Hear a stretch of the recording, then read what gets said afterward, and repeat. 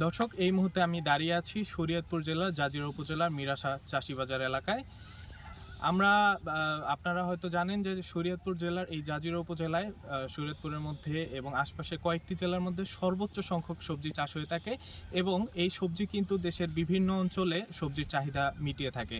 মিরাশা চাষি বাজার যে বাজারটি রয়েছে সেখান থেকে কিন্তু প্রতিদিন লক্ষ লক্ষ টাকার সবজি সারা বাংলাদেশে এইখানে উৎপাদিত যে সবজিগুলো সেগুলো সারা বাংলাদেশে বিক্রি হয়ে থাকে। আমরা এই মুহূর্তে যে ফসলি জমিটির উপরে দাঁড়িয়ে আছি, এই জমিটিতে মূলত ফসল চাষ করা হয়েছিল। গেল কয়েকদিনের ভারী বর্ষণের ফলে এই ফসলগুলো কিন্তু নষ্ট হয়ে গেছে।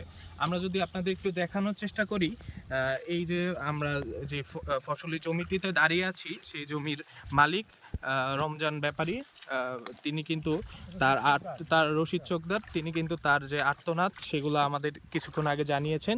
এই জমিটিতে মূলত তিনি এই লাউ চাষ করেছিলেন এবং এই লাউগুলো কিন্তু কিছুটা বড় হওয়ার পরে মূলত পরিপক্ক হওয়ার আগেই অতি ভারী বর্ষণের ফলে যে পানি জমাট বাঁধে এবং এই জমাতের কারণে কিন্তু ফসলগুলো নষ্ট হয়ে যায়।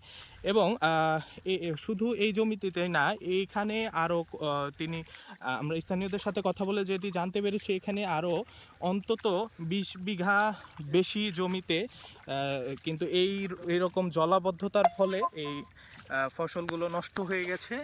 এবং এখানে শুধুমাত্র লাউ নয়, আমরা যেটি জানতে পেরেছি যে এখানে শসা, টমেটো, মরিচ সহ বিভিন্ন ধরনের সবজি কিন্তু এখানে চাষাবাদ করা এইখানে বা এর আশপাশের জমিগুলোতে চাষাবাদ করা হয়েছিল, যেগুলো অতি ভারী বর্ষণের ফলে এবং জলাবদ্ধতার ফলে কিন্তু এই ফসলি জমিতে চাষ করা ফসলগুলো নষ্ট হয়ে গেছে। এবং